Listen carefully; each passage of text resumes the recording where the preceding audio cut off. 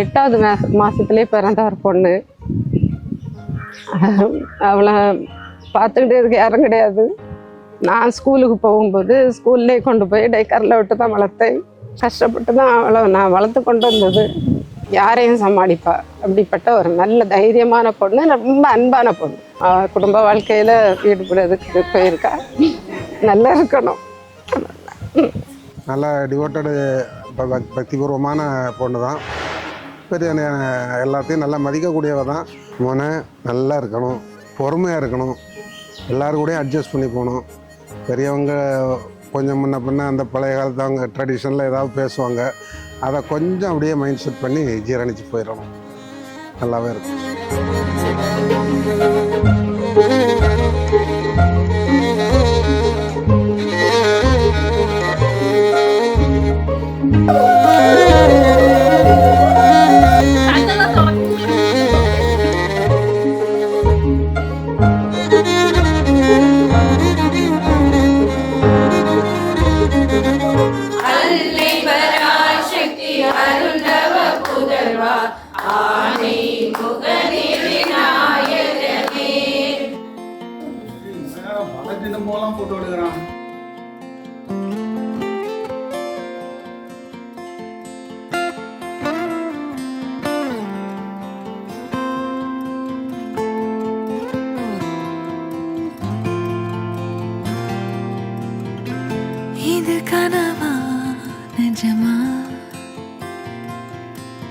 First அவங்க அப்பா அம்மா அக்கா அவங்கள தான் மீட் பண்ணேன்.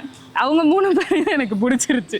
அப்போ சரி ஓகே ஃபேமிலி அவங்களுக்கு பிடிச்சிருக்கு, இவங்கள மீட் பண்ணலாம், இவங்களை பிடிச்சிருந்துச்சுன்னா ஓகே சொல்லலாம் அப்படின்னு தான் வந்து இதில் இருந்தேன்.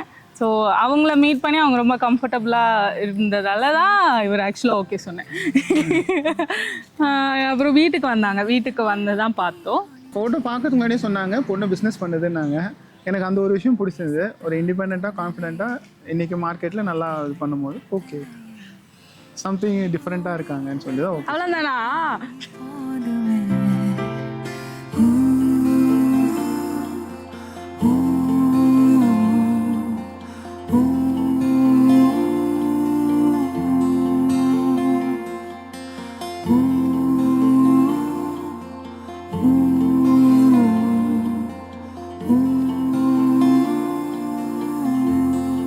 ஸோ எனக்கும் தங்கச்சிக்கும் 7 வயசு டிஃப்ரென்ஸ். ரொம்ப ஸ்மார்ட்டு. அவளுக்கு வேணுன்றத என்ன பண்ணணும், எங்கே பார்க்கணும், எப்படி கண்டுபிடிக்கணும், அதெல்லாம் ரிசர்ச் பண்ணி அவளுக்கு வேணுங்கிறத அவளே தேடி கண்டுபிடிக்கக்கூடிய ஒரு ஆள். கொஞ்சம் சென்சிட்டிவ், பட் ரொம்ப கேரிங். இன்னும் கொஞ்சம் சென்சிட்டிவ், பட் ரொம்ப கேரிங். அது வெளியில் காமிச்சிக்கிறதில்ல, பட் உள்ளுக்குள்ளே நிறைய. Before I met him, I've met her. It's like the first thing I got is a friend at home, at our home now.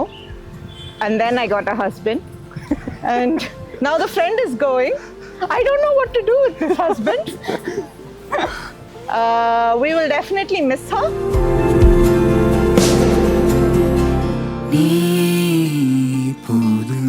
தெரியல எப்படி பிடிச்சிருக்குன்னு சொன்னால் அது எப்படி சொல்கிறதுன்னு தெரியல. பிடிச்சிருக்கு அவ்வளோதான். நம்மளாக இருக்கிறது இன்னொருத்தர்கிட்ட நமக்கு தெரியாத ஒரு ஆள்கிட்ட இருக்கிறது நமக்கு ஓகே தானே. சரி ஓகே இந்த கம்ஃபர்டபுள் இது வந்து நமக்கு லைஃப்லாம் வந்து நல்லா இருக்கும், அவ்வளோதான். அதனால நான் வந்து ஓகே சொன்னது. சிறு ஜன்னல் தேடி வானம் நின்றதே, காற்றில் ஆடும் பூவை போலவே தலை சாய்ந்து சாய்ந்து காதல் பேசுதே.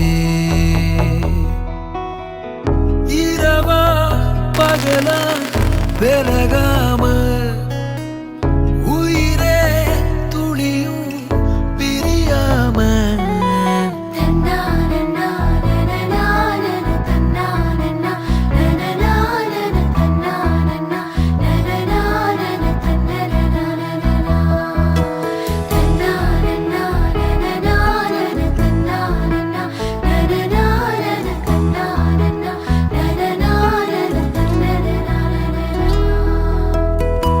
வாழ்க்கையது வாசம் KARTHIR. கே கார்த்திக். என் வாழ்க்கையோட ரேகையை தேடும் போது என் பேர் அதில் எதிர்ந்துச்சுங்க.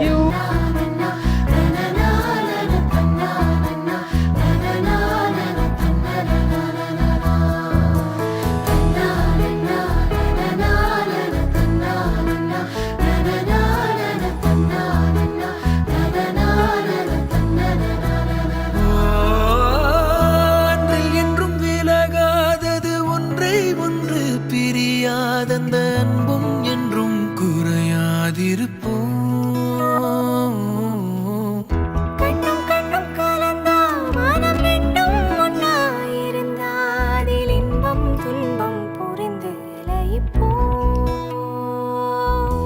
சிங்காழம்பூ வாசம் அவ நடந்து வந்தால் வீசும் கொண்டாட்டம்.